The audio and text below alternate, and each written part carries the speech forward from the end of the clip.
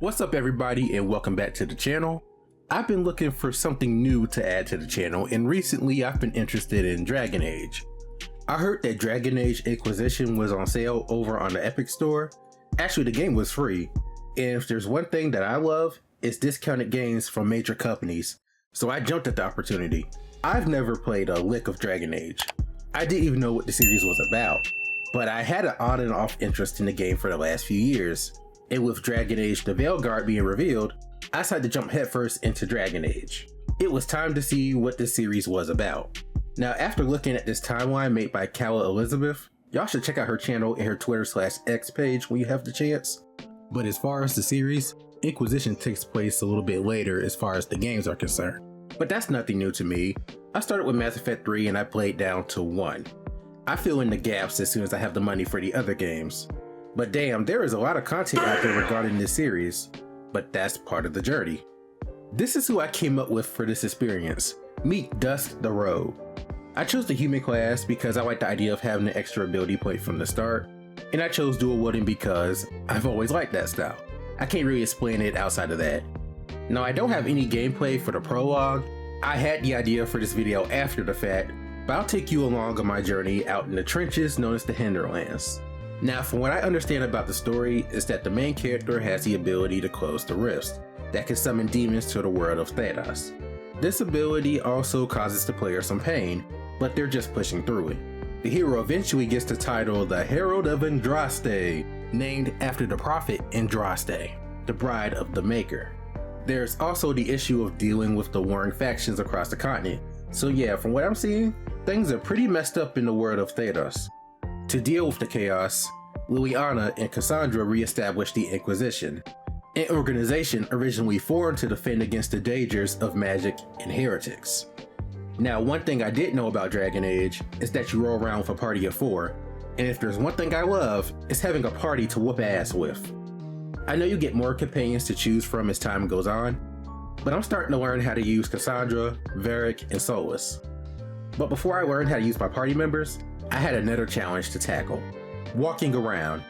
With this game you could use a mouse and keyboard or a controller. I was confused as to whether I could use a controller on a PC because I could have sworn I was using it before I got into the game, but when I got into the game my controller wasn't working. So I tried to use the keyboard and that was a fail. I had a hard time just walking straight. Getting used to WASD and using the mouse for the camera was one thing, but then there were strafing buttons too. I was struggling. I wish I had footage of what was going on, but here's a recreation of what that looked like, and yeah, it isn't pretty. Eventually I found out there's an option that allows you to toggle between the two. I know there had to be an option because I was using controller up until the character select screen, but after I got that together, I was back in business.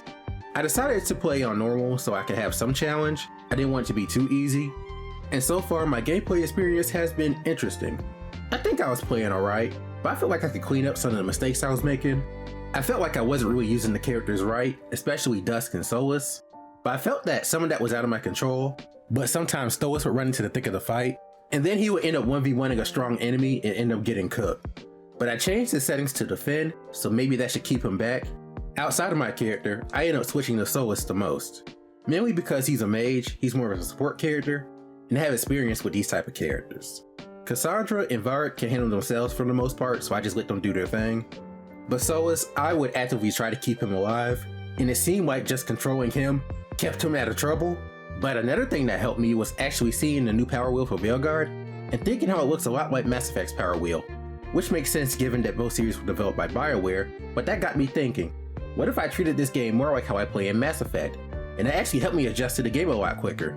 I also thought back to Kingdom Hearts 2, and how I moved in that game as well, fighting from the outside. That really helped when I was controlling my character. I started using the stealth ability a lot more. When I see some ops, especially op archers, I just cloak and kill them first and then go help everybody else.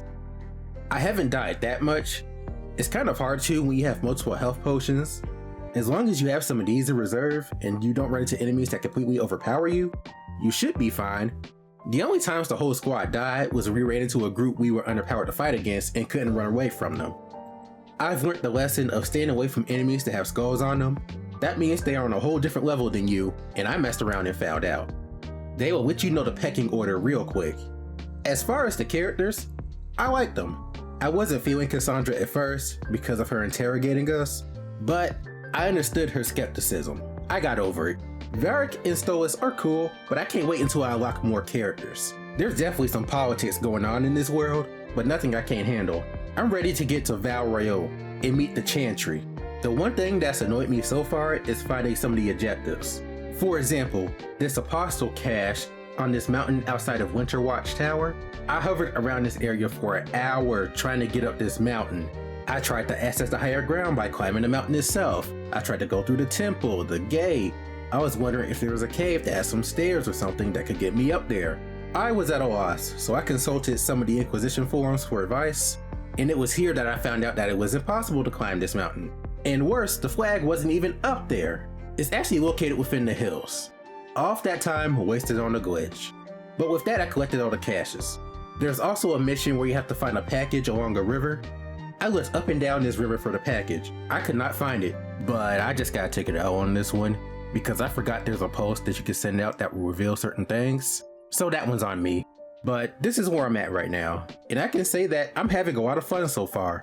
And the biggest way I know I'm having fun is that I'm having to grind to upgrade my team, and I don't mind it because there's a lot to explore and do. I want to see what these worlds have to offer, and I want to help people out with their problems. I found the underground city of Valimar after a while, and while I'm not going back to that bitch because I'm too underpowered, it was an awesome find.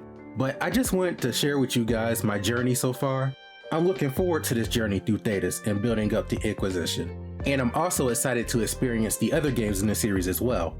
But feel free to leave me a like, comment, and subscribe, and I'll see you all in the next one. Peace. DJ Sonic 3.